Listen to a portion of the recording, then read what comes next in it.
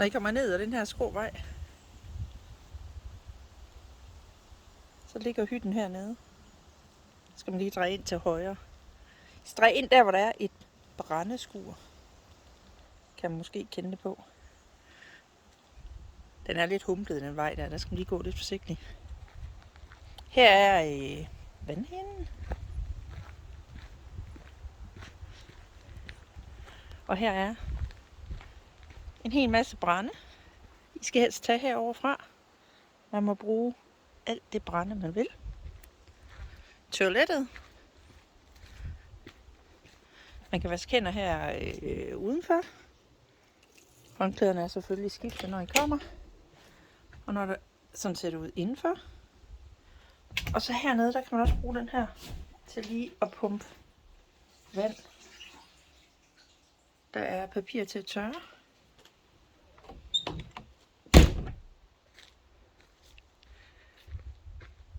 Herovre der er den lille A-hytte. Og hernede har vi den store hytte. Og skuret. Og vi starter lige med at gå ind i skuret. Man kan sådan sige som hovedregel, alt hvad der er på venstre side, er ting til at fylde op og gøre ren, og noget man kan låne, hvis man skal på tur. Her er en masse mad til dyrene, og der står på, hvad det er til. Man kan også lige tage det her. Den her. Kom et par kopper i, og lidt vand i om aftenen, og så lige lægge den ud ved marken til ræven, så bliver den altså glad. Det gør vi også. Når man sidder helt stille inde i hytten og slukker af lyset, så kan det være, at man kan se den. Køleskab og fryser. Hvis nu man er i tvivl om, hvis det skulle ske, at der gassen ikke er, eller man er tændt eller ej, så kan man lige holde hånden op her bagved. Så kan man sådan mærke, om den kører. Den her fjeder heroppe er sprunget, så man skal lige have det pap i. Den kan godt være lidt træls. Ja, men det virker super fint. Så bruger vi lige den her kurv til at bære ind i hytten. Så tror jeg lige, vi går ind i hytten. Nu blæser den lidt i dag. Det er derfor, vi har bygget det her glashegn her. Det lærer rigtig meget, når man sidder der. Når I kommer, så er der låst op.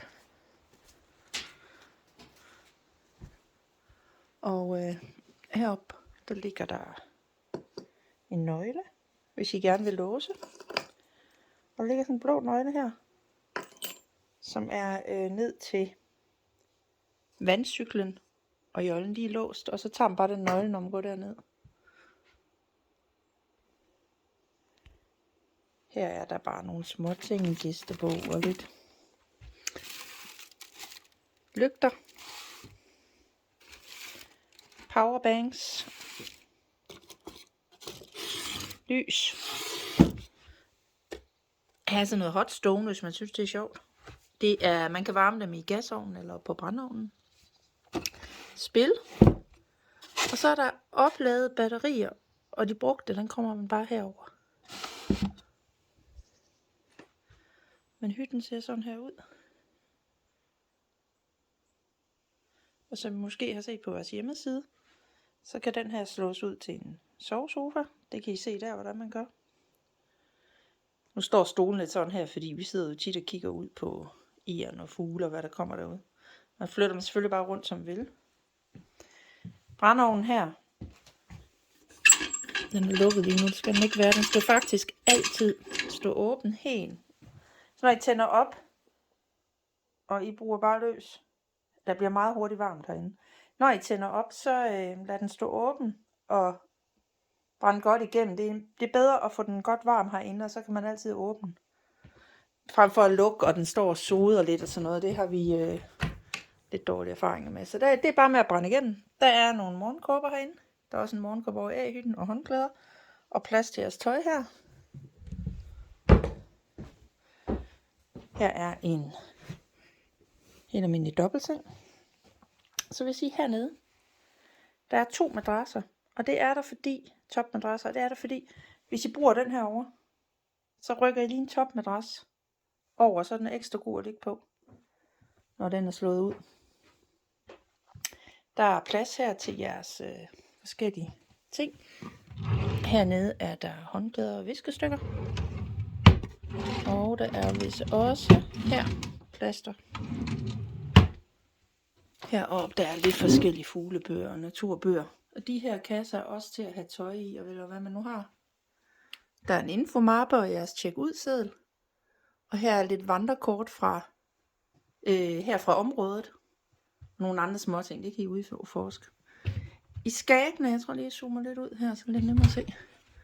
Der er alverdens ting i skabene. Af alt, hvad man har brug for. Der er gratis kaffe og te, og der er rigtig meget te her. Og der er stempelkaffe, er der også. Og her i, der er forskellige småting her i. Men det vil sige, der var der også masser af krydderier. Hernede er nogle basis ting, man også kan bruge. Alt hvad der er herinde, skal man bare bruge. Vinen kan man købe for en 50'er. Hernede står der en pizzaovn. Der kan man lige sådan trække den der ud, og så lige løfte den op og tilslutte den her. Og så stå herude og bage pizzaovn. Eller bage pizza. Der er alt, hvad I skal bruge til, og altså sådan noget spader, alle sådan nogle pizzating, de ligger hernede, og der er sådan noget mel til at rulle ud, og der er kageruller og alt sådan noget inde i skuret.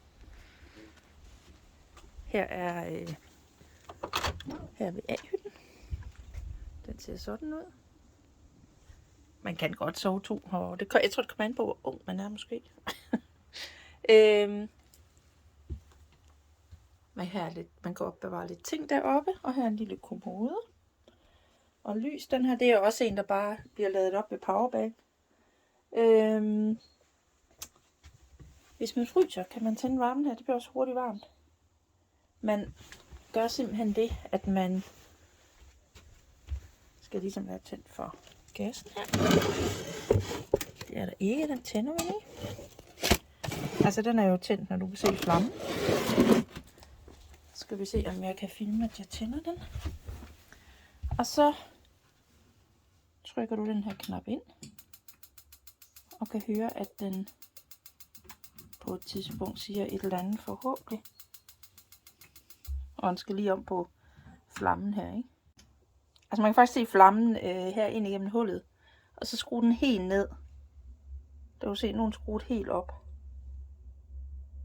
Næsten høre den. Men lad den stå helt hernede, den bliver meget varm. Fyr den godt op, inden I skal sove, hvis det er koldt her. Og så sluk, når I skal sove, for der bliver meget hurtigt 30 grader herinde. Nu slukker jeg lige her igen.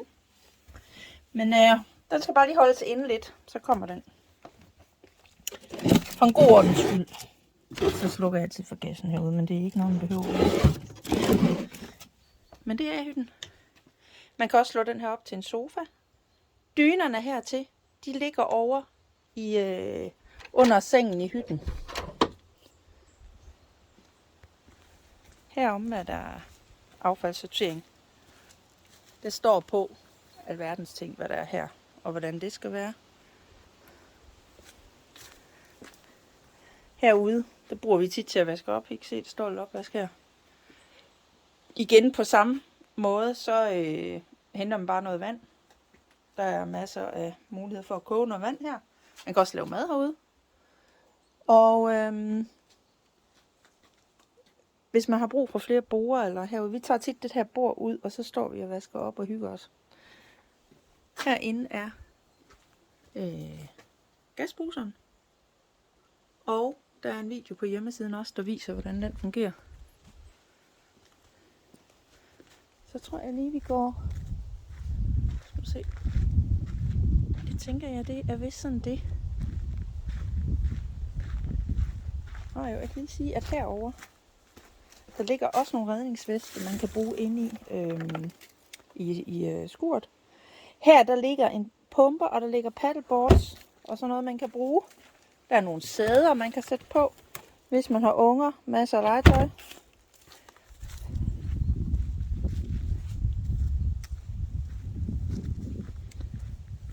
Her er et af de steder, man kan sidde og om aftenen. om dagen. Masser af høner. Hængekøje herom.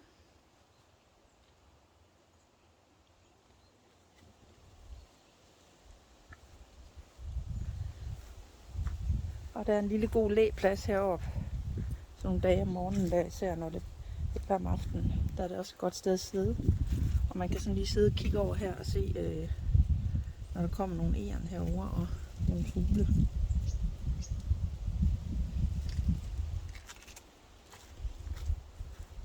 Hver eneste dag, faktisk, fylder vi op hver morgen, fylder vi op der i fuglehusene, og der er også derovre et fuglehus, og der er lidt, vi ligger lidt rundt omkring. Og hernede. Og ja, så sidder man bare og venter på, hvad der sker. Hernede, der står noget vand og et fuglebad, der selvfølgelig lige skal børstes af og ny vand i hver dag. Der kommer rigtig mange forskellige slags fugle og egern hver dag. Hvis vi så lige går herned, her står også en almindelig grill.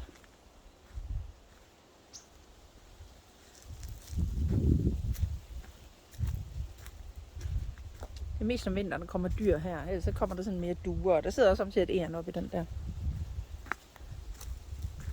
Her bliver det sådan lidt mere vildt herinde.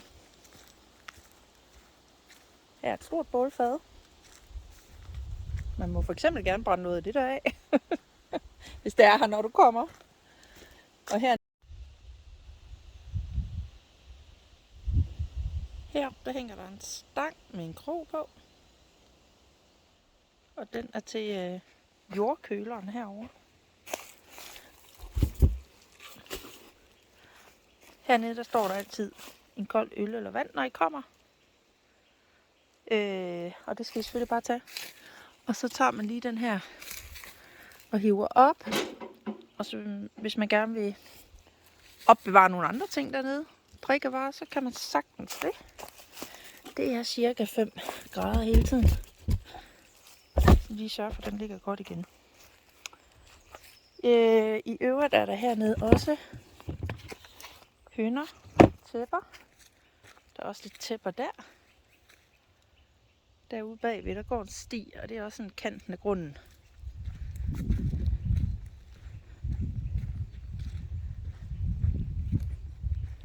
Så kan man gå herop.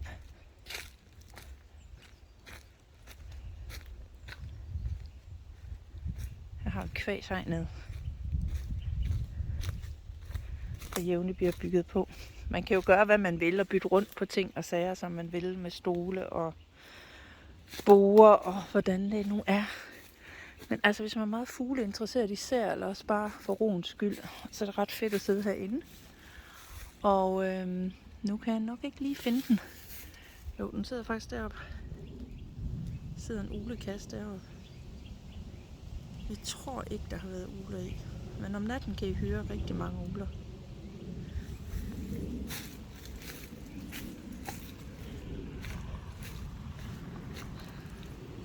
Heroppe er der det, vi kalder solnedgangsbænken. Der er ikke så meget solnedgang, der er mest lidt blæst nu. Men det her er et ret fedt sted at sidde og kigge om aftenen. Og lidt senere på året, især med efteråret, så kan man også se dyrene lige så stille. Vi har siddet her, og der er kommet en kravling gående for eksempel.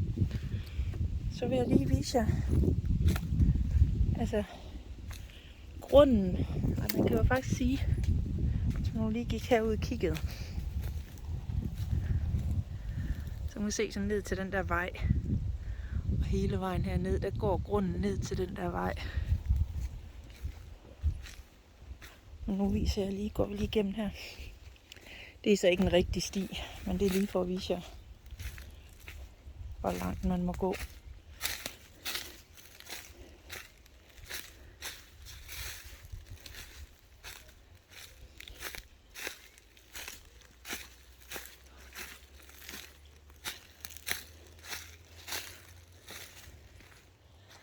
Her går en sti, som går på grunden. Den rigtige sti er egentlig ved at etablere derude, men det er nu ikke så vigtigt.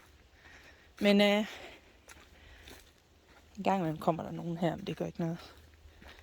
Men det er altså egentlig går grunden nok lidt herover til. Men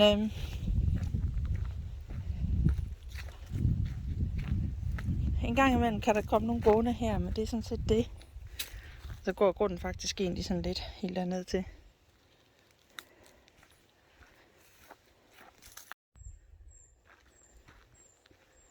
Man kan selvfølgelig bare gå på stien. Der er også en masse vandreruter herfra, når I går ud der, så op over der, som er, det ligger inde i hytten. Utroligt smukke ruter.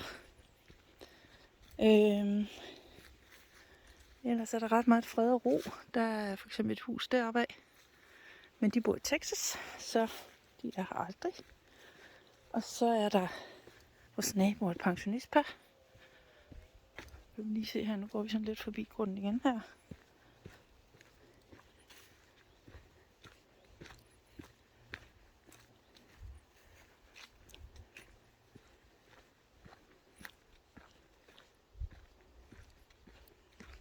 Og så er vi faktisk ved at være tilbage, hvor vi kom fra.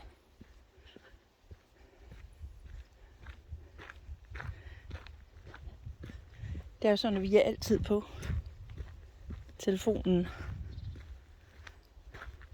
eller mail, eller messenger, eller hvor vi nu, hvordan vi har kommunikeret. Jeg ser det hele. Der er jo et ekstra gasflasker.